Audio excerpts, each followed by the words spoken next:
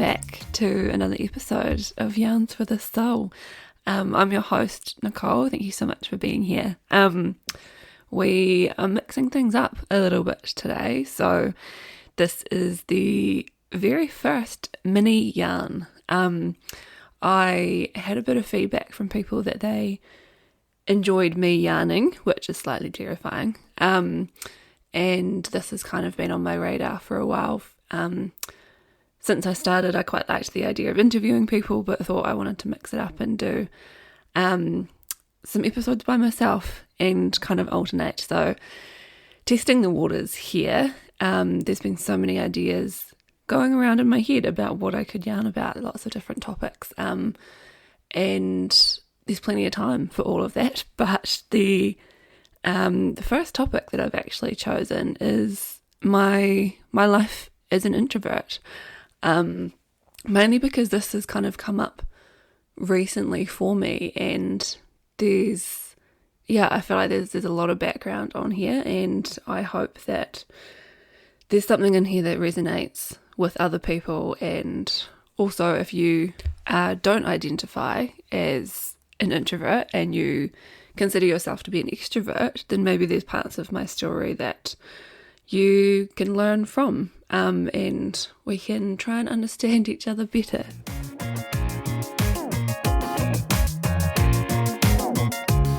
So I guess growing up, I was always described as the quote, like, shy kid.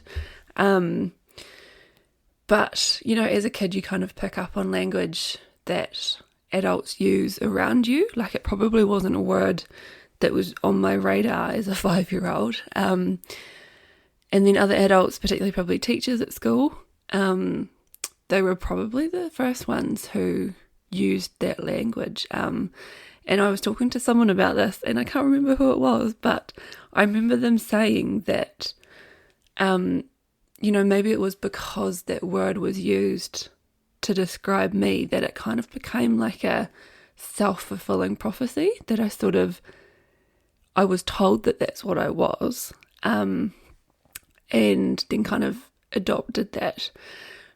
Whereas, I look back and think if someone had reframed that, possibly using, not that shy is inherently negative, but I wonder if someone had reframed it and turned it into a super positive, I love the idea of telling kids that they have superpowers.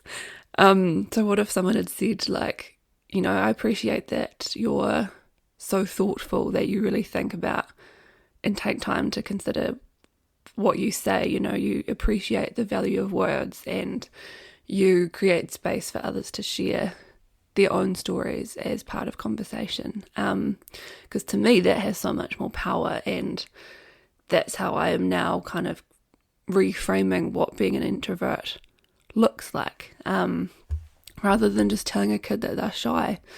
And, that kind of stuck with me through most of my childhood, even into high school. I knew I always felt kind of awkward in group scenarios. I was at my best when I was with like one or two people. One-on-one was always where I shined. And strangely enough, actually, public speaking didn't bother me, because I guess the group was so large that it was really hard to kind of pinpoint particular faces or reactions.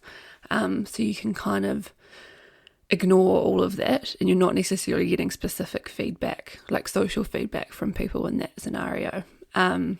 Whereas group situations completely terrified me, and that wasn't probably just shyness. There was probably some like social anxiety in there as well, but in my head I always had the fear of saying something wrong or stupid and just being laughed at and not being able to handle that.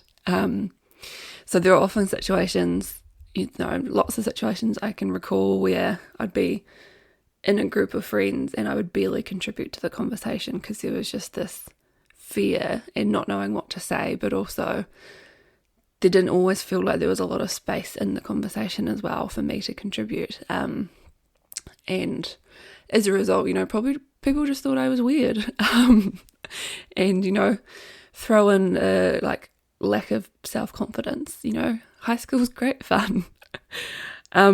I think back to when the language of like introvert, extrovert first kind of came on my radar, and I actually realised it was in my first job, a colleague was having a bit of a conversation about this, and she talked about this book called Quiet by Susan Cain. The full title is actually Quiet, The Power of Introverts in a World That Can't Stop Talking. And I still absolutely love that title, and it resonates so much with me. And I think at that point in time, you know, I was sort of early 20s, and the terminology was still quite new to me at that stage, and I kind of wonder whether it was sort of fairly new to the world around me as well. It sort of felt like these buzzwords that didn't really have any depth of meaning to me.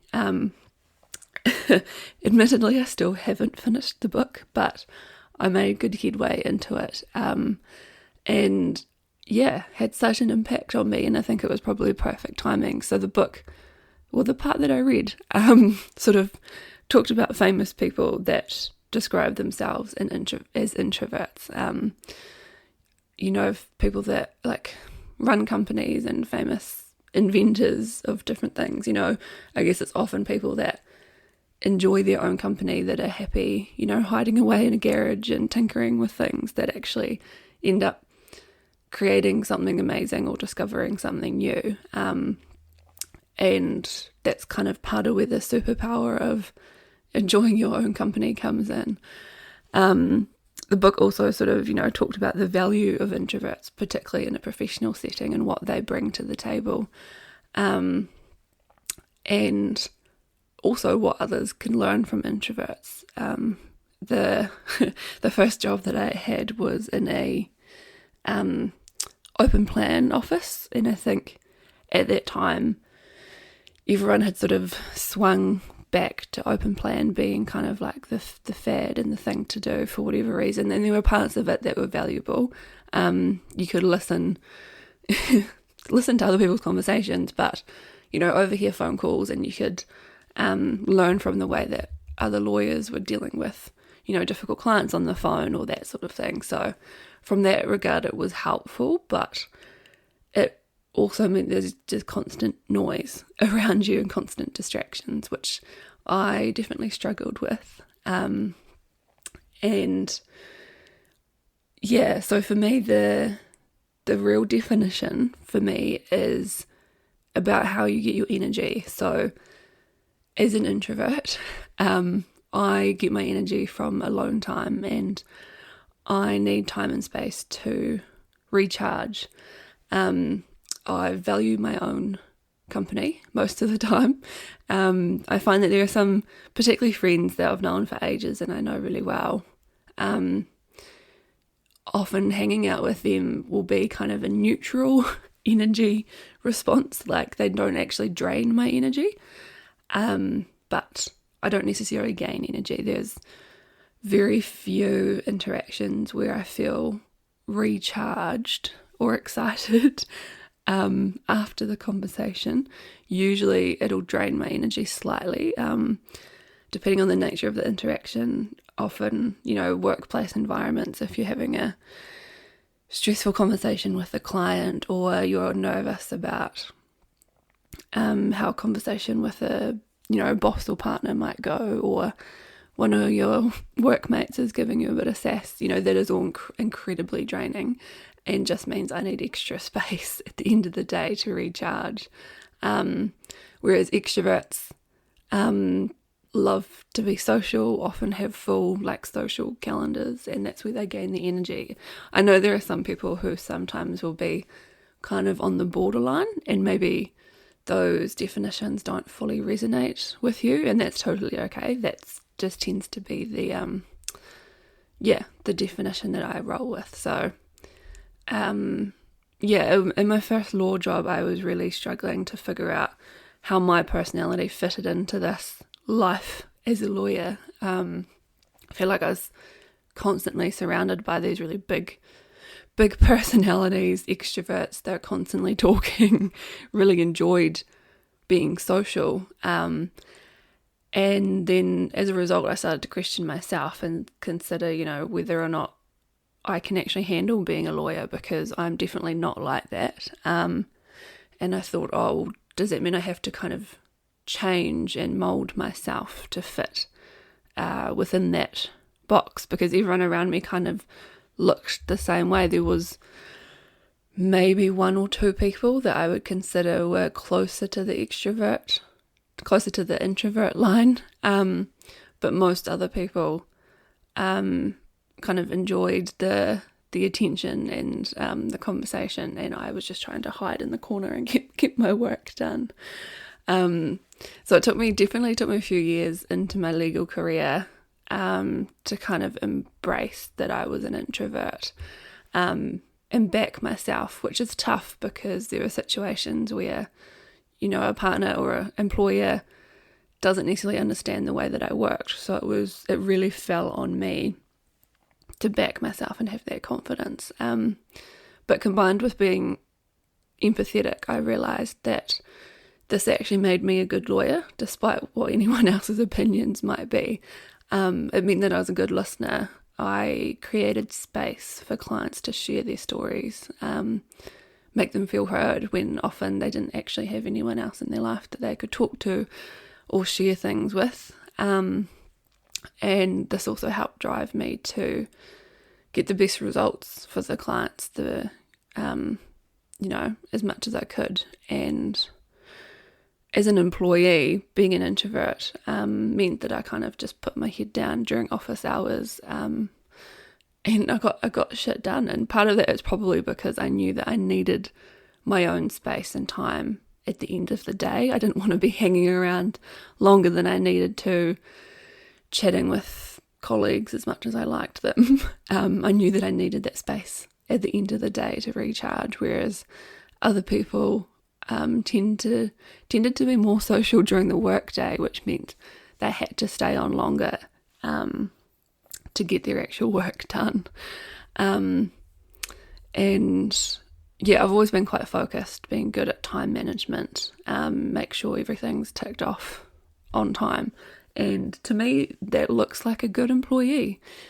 But yeah, I've always found it strange that in almost every job that I've had, there's been comments about my personality, the way that I work. And it's been frustrating when people don't understand this, or they sort of question that I'm being quiet and I've got my head down doing work. But I'm like, well, is that not what you want? Is that you're the boss and I've got my head down working, which is actually earning you money. So I cannot understand why they questioned that. And constantly surprised by the fact that, particularly speaking from a law profession background, that being called an introvert was almost a way of being, quote, othered, as if extroverts kind of had a monopoly over being good employees and good lawyers.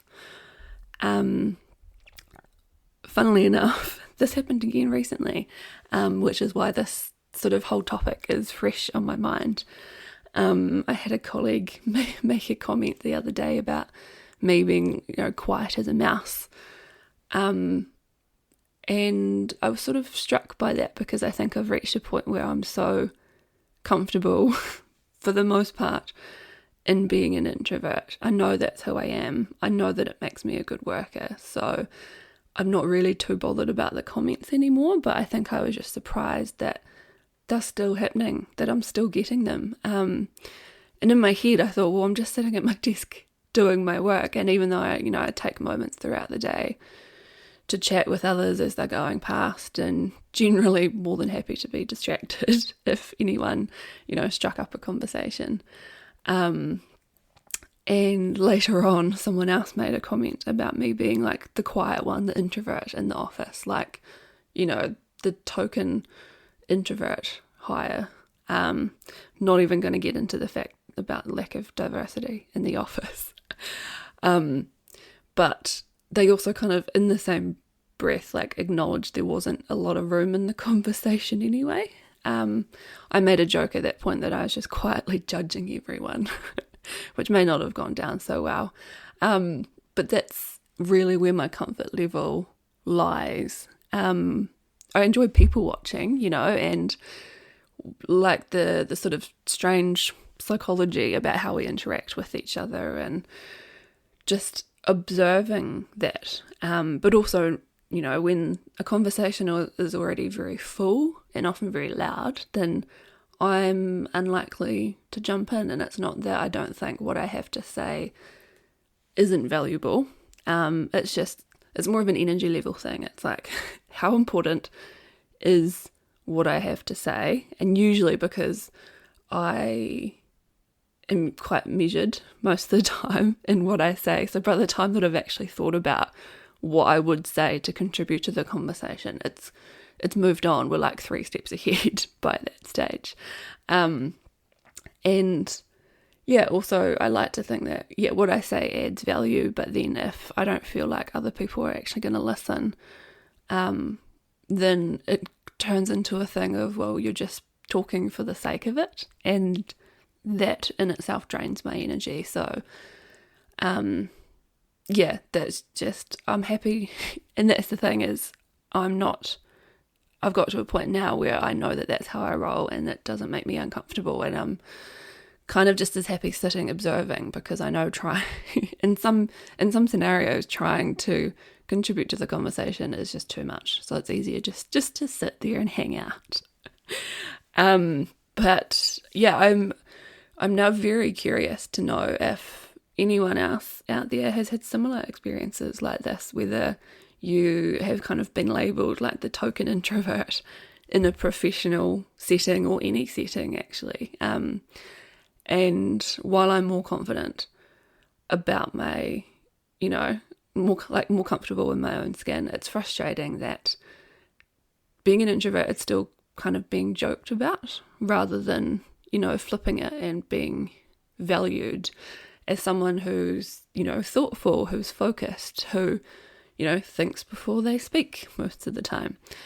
And actually for the past few years, I have been fairly proactive in describing myself as an introvert. And I feel like that's a healthy way for me to signal to other people, particularly like people that I'm meeting who don't know me, that, you know, I'm not trying to be weird or antisocial. It's not that I don't like you, it's just I need time to recharge, and the way that I manage conversations, manage group settings looks different. So I try to lead with the fact that I'm an introvert, and hope that helps to create an understanding from the get-go.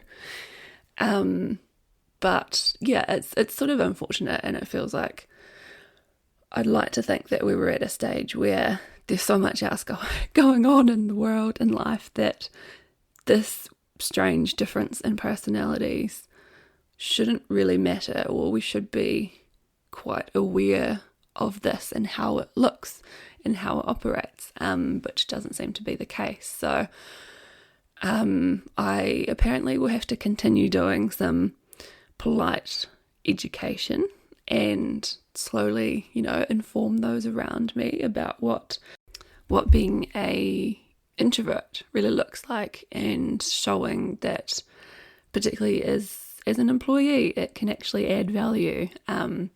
So it'll be interesting moving forward, applying for different jobs in the future, and trying to you know, speak openly in interviews with possible employers, and try and, you know, do my best to sell myself as being a superstar because I'm an introvert, and show that, you know, in the legal profession in particular, that you don't have to be loud and energetic to be a good lawyer. Those things don't necessarily go hand in hand. So we'll see what happens. Yeah, as I said, would love to hear from any of you if you've had similar experiences or any thoughts or comments on this.